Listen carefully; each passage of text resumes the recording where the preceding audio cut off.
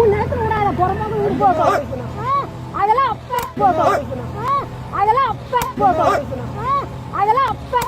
ஒரு வீடியோவை சமீபத்தில் நிறைய பேர் எனக்கு அனுப்பி வச்சிருந்தீங்க. அந்த வீடியோ வைரலாகவும் போயிட்டு இருக்கு. இந்த ஆள் எதுக்கு அந்த லேடியை போட்டு அடிக்கிறாரு, இவர் யாரு அப்படின்னு பார்த்தோம்னா, இவரை தெரியல. இவர் தான் இந்த சேலம் மாவட்டத்தை சேர்ந்த அனைத்து இந்திய அண்ணா திராவிட முன்னேற்ற கழகத்தோட முன்னாள் எம்பி அர்ஜுனன். அதாவது நெடுஞ்சாலைத்துறை ஒரு ரோடு போட போறாங்க. அதுல ஏற்பட்ட ஒரு நிலப்பிரச்சனையில ஒரு 60 வயது லேடியை போய் அடிச்சிருக்காங்க. இந்த ஆளுக்கு இதே வேலை 2020 நினைக்கிறேன் போலீஸை எட்டி உதைக்க போனாப்ல. அதனால அவருக்கு மேல கேஸே ரெஜிஸ்டர் பண்ணாங்க.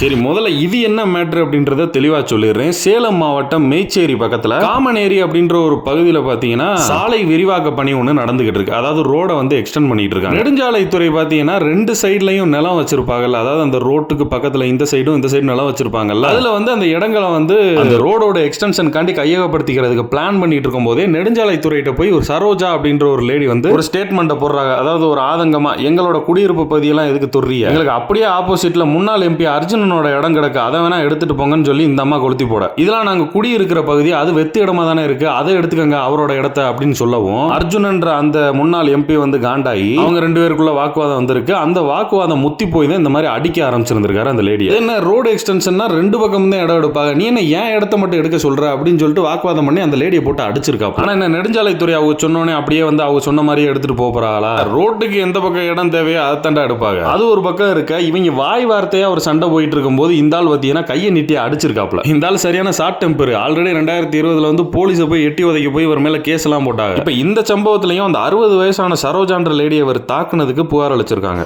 ஓ மூக்குல வருது பாத்தியா?